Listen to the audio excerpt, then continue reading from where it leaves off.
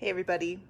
So Sunny's asleep and we're in Colorado right now with all of our techno tutor people at a Gen event, and it was really cool. We were having this great conversation earlier. I was talking with James, and James was asking Max, my son, who's 2.5, a little bit over 2.5 now, some of the capitals of the states in the US. And Max is, of course, just calling all of them out and doing it totally correctly. And James was like really shocked and listening to him and just kind of like had this like, whoa moment, you know?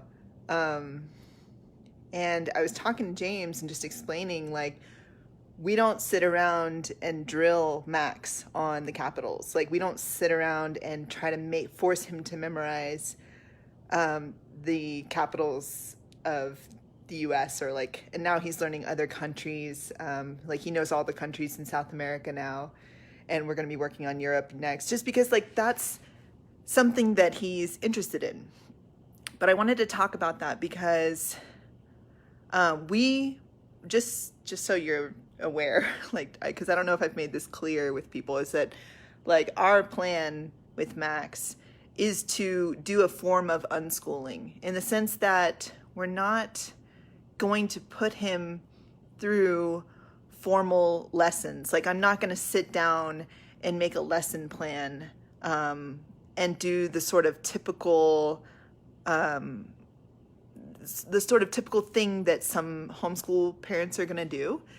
And there's a reason why I know that I have the flexibility to be able to do that with him and Seneca as she's getting older.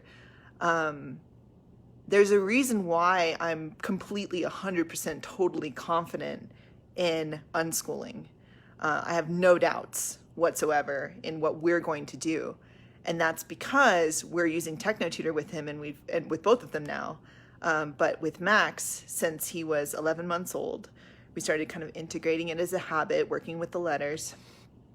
And now you can see the result, which is that he is totally, completely interested in everything that has a word on it. Like, now that he has the letters integrated, and now he's starting to read and he's starting to learn so much. It's just exploding. But these are the reason he's able to do that, the reason he's even interested in things like the states, because I never tried to force him to learn the states of the United States. We just happened, somebody bought us a puzzle of it. He noticed that it had words on it. He was asking me what things, what does this spell? What does this spell? So he learned all the states that way, and I would just respond to him and say, oh, that's Texas, that's California, that's Florida, that's this and this and this. And he wanted to learn all of them. I'm not sitting around drilling him on the states of the United States. And then he noticed that there were words on it that spelled out the capitals. And I just said, that's the capital city of this state. It's called this. And now he knows all the capitals of every state in the United States. And again, that's something that he was interested in. He's interested in geography. Like, that's coming out as a natural, I mean, obviously it was in his environment, but it wasn't something that I was forcing him to do. And that really comes from having integrated and supported him to become so confident with being able to read and being able to recognize letters, and recognize that when he sees something written, when he sees something spelled out or something typed out, that it means something, that it may mean something. He knows some letters put together don't mean anything, or it doesn't like mean anything in our language. But that confidence that was developed through that has made him a very confident child, and a child who's really interested in learning a whole wide variety of different things. So that gives me the confidence, like seeing it firsthand and seeing how quickly it develops, with very little effort on my part. All I did was when it started being interested in observing screens, starting to use TechnoTutor with him, developing that daily habit, and then letting it become something that he enjoys doing, because he knows that the more he works on it, the more that he learns words. For example, now he loves reading so much. Like he's so interested in books. And if it's a book that we haven't integrated the words for yet, he'll ask me, like, I want to learn these in TechnoTutor. He'll tell me that, and he's only 2.5. Like, it's amazing. It blows my mind. I always say that, but it really does. And so I can see, like, I know a lot of parents who are doing the unschooling thing, and I've worked with parents where it's like they get to middle school and their kids, there's like no direction, and it's sort of like, well, when they were younger, I really just went with the flow and just worked with things how they were. But as they're starting to get older, it's like they need a form of direction that I didn't support them with when they were young, so they didn't really develop a form of self-discipline. And also, it's like the other pattern that I see in unschooling that is really unfortunate is this point of assuming that language is just going to develop and the reading ability is just going to develop on its own. And it's like, in a certain way, yeah, it develops, but it develops because they're like of constant exposure, and it takes so much longer. Like if you're waiting until your kid is 7 to read, well, guess what? They already needed to read earlier. Like they were already exposed to words in their environment that they wanted to know, but didn't have the confidence to know, or that it even meant anything early on. And so by the time they're 7, it's like, I'll be straightforward. I'm going to be direct. It's like the parents who do that do a disservice to their children, because kids want to learn to read younger. And then imagine if all you had to do was something really simple and basic to support your kid to understand and integrate words. What if it wasn't as hard as everyone thinks it is? And I think that's why a lot of parents resist teaching their kids how to read, is because they think it's got to be hard. It's got to be challenging. And I'm telling you, I am proof, and my son is proof, and my daughter will be proof too. It is not hard, man. It's so much easier if you are integrating words on a level that's like that no one has ever seen before. And it's not rote memorization, and it's not learning through context. It's just straightforward integrating of the word, and then they can go and read it. And you can go and watch the videos that we're posting on Education is Evolution Facebook page of Max. Like, my point here isn't to brag, because my son isn't special. Like, he is just a normal kid, and my daughter is a normal kid too. They're not savants. They're not, it's not just a random chance that this is happening. We've been working with Max very specifically since he was young, for little amounts each day, supporting him to integrate the letters and now to integrate words, where now he can read a sentence. And we can take a sentence and mix it all up, and he can read it. And he knows what it means. Like, it's, and again, the effort that I had to put in would, if you really knew, it's like, it's nothing like what you've heard before in terms of reading being difficult or reading being challenging. And you don't have to wait until until it's like already past the point where a kid would want to learn to read. Children want to start learning early. And you'll be amazed at what they'll be interested in learning when they have these points integrated.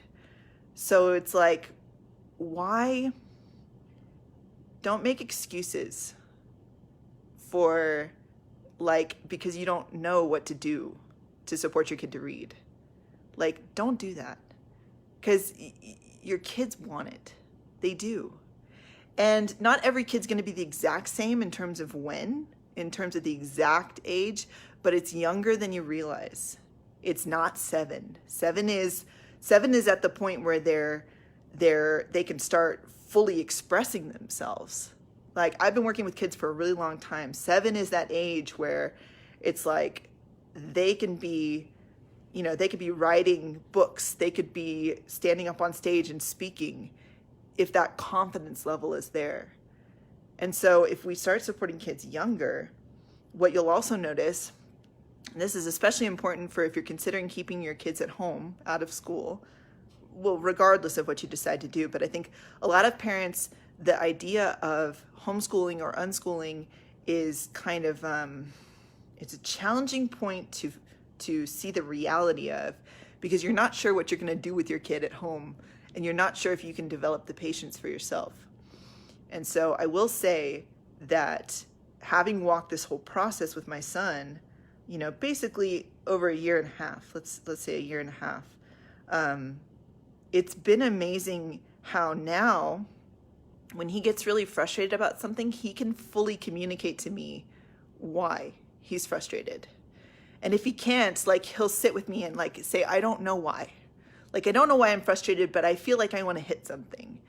And I can ask him now. At this point, I can say, what could you do instead of hitting? And he's like, well, try to figure out, try to talk. He'll say that now, try to figure out why I'm frustrated, or try to find the words, right? And it is so cool to be able to speak with a 2.5-year-old on an adult level like that. I mean, he still has his, he still hasn't gained all the experience that an adult would have, but I can communicate with him on a level where it's we can actually reason together, we can actually rationalize together and discuss things and talk about what we're seeing in our world. And that is the key to unschooling, really, because unschooling is this whole movement where it's we're going to take our kids out of the environment where they're being forced to learn things through memorization, and start to give them experience, but we can also give them this fundamental tool, which is language, which is the ability to read, and support them to be able to really understand their world. Because guess what? They're going to start processing the world with or without our support. And it'd be better to have our support. It'd be better to have that foundation developed where they can understand, for example, when they go out in their world and people behave in ways that are unpredictable, or that don't make sense, or that are highly emotional, or something like that, you and they have the vocabulary where you can discuss why that's occurring in their world. Why people may act irrationally. With my son, I made a live video a while back where we were talking about why people throw trash out of their car. And it's really cool because now we'll be walking through the forest, which my kid also gets, even though we live in the city. He's not sitting inside reading all day. We go outside, we spend time in nature. We do all the things that is so cool about unschooling. We spend time with other kids, we spend time with other adults, we do all of that. But it's really cool because we'll go out in the forest and he'll see trash on the ground and he'll say, I'm going to pick that trash up because it's not best for it to be here. And that's something that he has picked up through our communications with each other, but he actually fundamentally understands what that is. He's not just repeating back to me what I've said, right? Because he doesn't always do that. He actually is starting to consider things and look at things for himself, and he's not even 3. So I would implore anyone who's considering, or even considering or looking at or getting a hint of maybe possibly keeping their kids home from school. And if you're not sure, though, what you're going to do, or you're not feeling totally confident in terms of, what you're going to plan for them to do during the day and all that kind of stuff, just realize, we have a solution for that. That's what we are doing. We're proving it firsthand with our son. And anyone who meets him is blown away by his ability to communicate, to talk, to be confident, to speak with all different kinds of people, to understand what they're saying. You can ask anyone who's met him. And if you meet him for yourself, you'll see. And again, like I've said, the point isn't for me to sit around bragging. It's your kid can do this too. I fundamentally know, having done this process, that Seneca is going to be the exact same way, because we're going to do the same fundamental support. Now, she may be interested in other things. She may not be particularly interested in geography. She might be interested in other things like music. I mean, Max is interested in lots of different things, so it's kind of cool, but Seneca may have a natural interest in other things. But building in vocabulary supports you and them to communicate with each other. I mean, communication is the core of our whole society. You know, it's the way we're going to change things in this world.